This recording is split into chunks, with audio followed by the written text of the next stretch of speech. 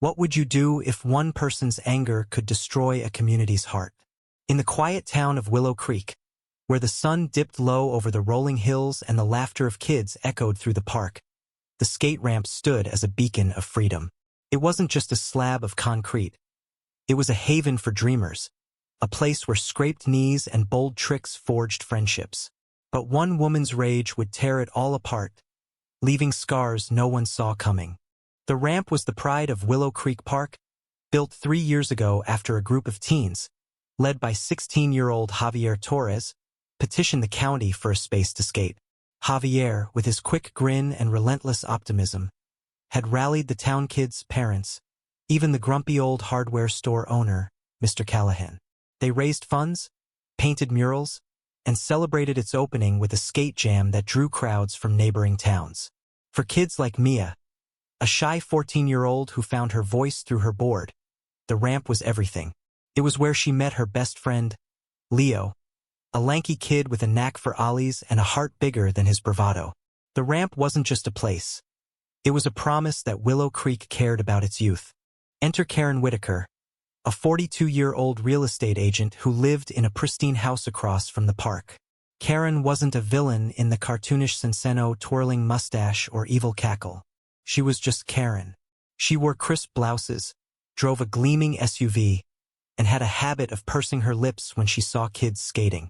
To her, the ramp was a nuisance, a magnet for delinquents, who, in her mind, loitered and littered. She'd complained at town meetings, her voice sharp as she waved printouts of noise ordinances. The town listened politely, but the ramp stayed.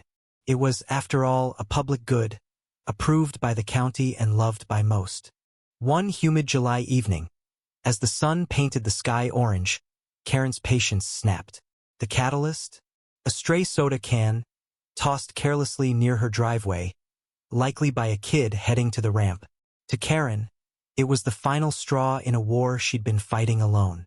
She didn't call the county or file another complaint. Instead, she grabbed a sledgehammer from her garage left over from a home renovation and marched to the park under the cover of dusk. The ramp, usually alive with the clatter of wheels, was empty. Perfect. She swung. The first strike cracked the concrete, sending a jolt of satisfaction through her. Each blow was a release, a rebellion against the noise, the kids, the chaos she blamed for ruining her perfect view. By the time she stopped, sweating and breathless, the ramp was a ruin, jagged chunks of concrete, twisted rebar, and splintered wood from the railings. Karen dropped the sledgehammer and walked home, convinced she'd reclaimed her peace. The next morning, Willow Creek woke to a gut punch. Javier arrived first, his board tucked under his arm, and froze. His ramp was unrecognizable. Word spread fast. Mia cried openly, her board dangling uselessly from her hand. Leo kicked a piece of debris, cursing under his breath. By noon, a crowd had gathered. Kids, parents, even Mr. Callahan, who shook his head and muttered, "Who'd do something this cruel?" The police came, took photos, and asked questions, but no one had seen anything. The town grieved as if they'd lost a friend. Then came the twist no one expected. Mrs. Evelyn Carter, a quiet widow who lived 2 houses down from Karen. Evelyn, in her late 60s, was the kind of neighbor who baked cookies for the skaters and watched their tricks from her porch with a smile. She wasn't one to stir trouble, but that night, insomnia had kept her awake. From her window, she'd seen Karen's silhouette, the glint of the sledgehammer, the fury in her movements. Evelyn hesitated. She didn't want to be that neighbor, but when she saw Mia's tears, she made the call. She told the police everything. The investigation moved swiftly. Security footage from a nearby gas station caught Karen's SUV circling the park that night. When confronted, Karen denied it at first, her voice shrill as she clutched her coffee mug. "I was home all night," she insisted. But the evidence was undeniable: her fingerprints on the sledgehammer, flecks of concrete dust on her shoes, and Evelyn's testimony. The county pressed charges: vandalism, destruction of public property, and reckless endangerment, as the damaged ramp posed a safety hazard. The lawsuit demanded $170,000 to cover repairs, legal fees, and punitive damages. The trial was a spectacle. Karen, dressed in her best blazer, tried to paint herself as a victim of circumstance. "I just wanted peace," she said, her voice trembling.